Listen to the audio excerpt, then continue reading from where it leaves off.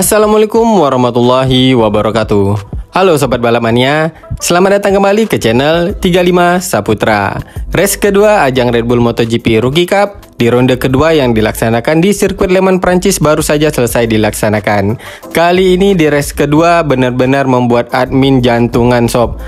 Karena aksi dari Veda Ega Pratama yang dari awal balapan dimulai sudah melakukan elbow to elbow dengan pembalap lain, khususnya pembalap-pembalap Eropa. Di race kali ini kita melihat mental Veda Ega Pratama seperti halnya mental saat ia menaklukkan Asia Talent Cup di musim 2023. Walaupun di race kedua kali ini, yaitu race kedua di ronde kedua ajang Red Bull MotoGP Rookie Cup yang dilaksanakan di sirkuit Le Mans Prancis, Veda masih belum berhasil naik ke podium. Tetapi dengan aksinya di race kedua ini, admin yakin hanya masalah waktu saja sehingga Veda bisa mendapatkan hasil yang lebih baik lagi di ajang Red Bull MotoGP Rookie Cup. Di race kedua kali ini, Veda finish di posisi ke-7. Padahal ini baru penampilan kedua Veda Ega Pratama balapan di sirkuit Le Mans Prancis. Tetapi kali ini di race kedua, Veda sudah bisa memberikan perlawanan di barisan terdepan. Kalau sebelumnya di race ke-1, Veda yang memulai start dari grid ke-11 sudah memulai start dengan cukup baik. Tetapi sayangnya pada saat awal-awal balapan, Veda sudah ketinggalan dengan rombongan terdepan, sehingga pada akhirnya Veda sulit untuk mengejar barisan terdepan. Tetapi kali ini di race kedua, Veda tidak mengulangi kesalahan yang ia lakukan di race ke-1, di mana ia terpisah dengan rombongan terdepan. Kali ini di race kedua, Veda berhasil menempel barisan terdepan dan beberapa kali fight dengan pembalap-pembalap top di top 10 ataupun di top 5. Penampilan Veda Ega Pratama di race kedua kali ini cukup membuat admin menontonnya itu seperti orang yang lagi bisulan ya sob. Tidak bisa duduk diam admin melihat aksi Veda Ega Pratama, apalagi saat Veda fight dengan pembalap-pembalap lainnya. Admin ini komat kamit supaya Veda Ega tidak sampai terjatuh di race kedua kali ini. Dan alhamdulillahnya tidak ada hal buruk yang menimpa Veda Ega Pratama di race kedua kali ini, sehingga Veda berhasil finish di posisi ke-7. Seperti prediksi admin di video sebelumnya, admin mengatakan bahwa untuk temperatur sirkuit pada race kedua kali ini akan menurun tidak seperti temperatur pada saat race 1 kemarin, di mana race 1 sebelumnya itu dilaksanakan pada sore hari pukul 16.50 dengan cuaca yang cukup cerah dan temperatur trek yang sampai 36 derajat Celcius. Sedangkan kali ini di race keduanya dilaksanakan pada pagi hari, yaitu lebih kurang pada pukul 8:35 local time. Jadi untuk temperatur treknya ini lebih menurun karena di pagi hari ya sob. Dan benar saja, pada saat race kedua itu temperatur di sekitar trek hanya mencapai 20 derajat Celcius. Dari sinilah admin berpikir Veda Ega akan melakukan strategi pengaturan ban pada awal-awal lap, karena temperatur di treknya yang tidak cukup tinggi. Dan tampaknya strategi ini cukup berhasil dilakukan oleh Veda Ega Pratama, karena pada saat balapan dimulai, Veda Ega Pratama berhasil menempel barisan terdepan. Walaupun Veda Ega Pratama sempat tercecer sedikit saja dari barisan terdepan, tetapi dengan segera menggunakan strategi pengaturan ban, Veda Ega kembali menempel barisan terdepan. Sebenarnya pada saat balapan baru saja dimulai, pada saat lampu start dimatikan dan Veda memulai start dengan pembalap-pembalap lainnya, ada satu momen yang membuat menahan napas karena Veda Ega Pratama hampir saja terjatuh di awal-awal balapan.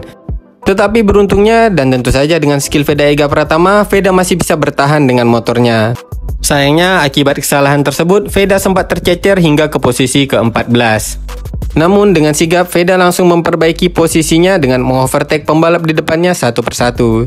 Sehingga Veda terus menempel di barisan terdepan. Karena Veda tahu apabila ia tercecer sampai terpisah dari rombongan terdepan, maka akan sulit bagi Veda mengejar kembali rombongan di depannya. Veda yang memulai balapan dari grid ke-11, kemudian pada saat balapan dimulai hampir saja terjatuh. Dan satu persatu mengovertake lawan di depannya hingga Veda berada di posisi ke-6. Tetapi sayangnya, di beberapa tikungan terakhir, Veda Ega Pratama di-overtake oleh Marco Morelli yang mengambil alih posisi ke-6 dari Veda Ega Pratama. Dan Veda berusaha untuk mengambil alih kembali posisi ke-6 dari Marco Morelli di saat balapan hanya menyisakan beberapa ratus meter saja dari garis finish. Tetapi sayangnya Veda Ega tidak berhasil mengovertake Marco Morelli dan harus puas finish di posisi ke-7. Di race kedua kali ini penampilan Veda Ega Pratama bisa dikatakan cukup impresif, di mana pada saat balapan menyisakan 8 lap lagi, Veda Ega Pratama bahkan berhasil mencatatkan waktu tercepat, yaitu Veda berhasil mencatatkan waktu 1 menit 45,033 detik. Saat itu Veda berada di posisi ke-8. Tidak berhenti di situ, selang 1 lap atau ketika balapan menyisakan 7 lap lagi, Veda Ega Pratama bahkan memperbaiki catatan waktunya dan berhasil mencatatkan waktu tercepat kembali di 1 menit 44,663 detik. Dari catatan waktu tercepat tersebutlah Veda Ega Pratama berhasil membuat progres pada posisinya, yang mana Veda start dari posisi ke-11 atau grid ke-11 dan berhasil membuat progres sebanyak 5 posisi. Pada saat itu Veda berada di posisi ke-6.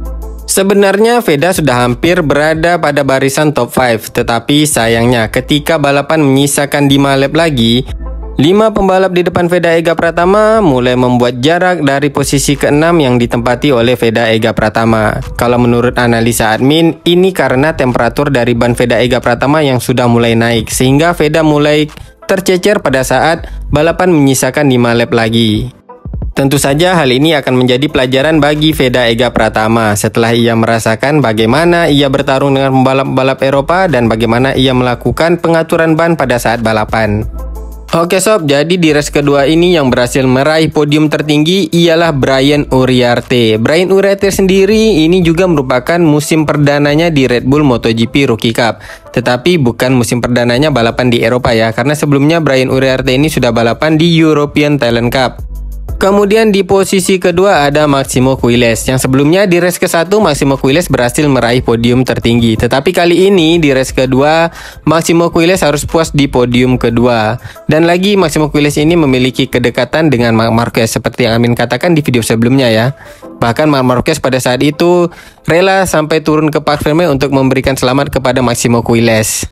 Dan yang berhasil menempati podium terakhir ialah pembalap dari Malaysia, Hakim Danis. Nah, di sini bisa admin katakan Hakim Danis ini adalah salah satu pembalap yang kuat dari Asia Tenggara di ajang Red Bull MotoGP Rookie Cup.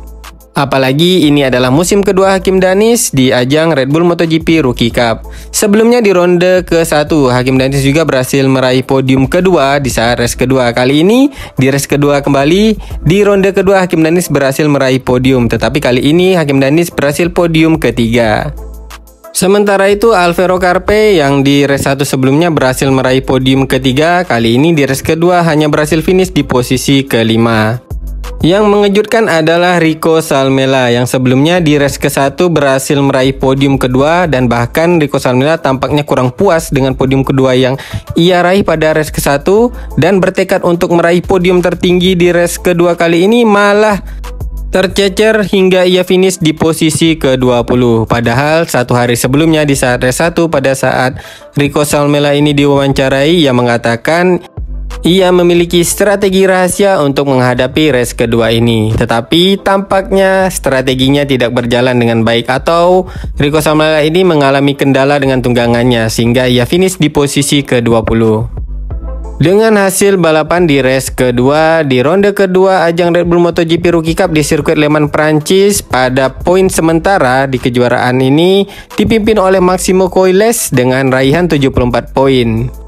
Posisi kedua ada Alvaro Carpe dengan raihan 65 poin. Posisi ketiga ada Brian Uriarte dengan raihan 62 poin. Nah, Brian Uriarte ini naik 3 peringkat ya di poin kejuaraannya. Kemudian di posisi keempat ada Valentin Perone turun 1 peringkat dengan raihan 55 poin. Di posisi kelima ada Hakim Danis, pembalap dari Malaysia dengan raihan 53 poin. Posisi keenam ada Marco Morelli naik 1 peringkat dengan raihan 45 poin. Posisi ketujuh ada Rico Salmela yang turun 3 peringkat dengan raihan 42 poin.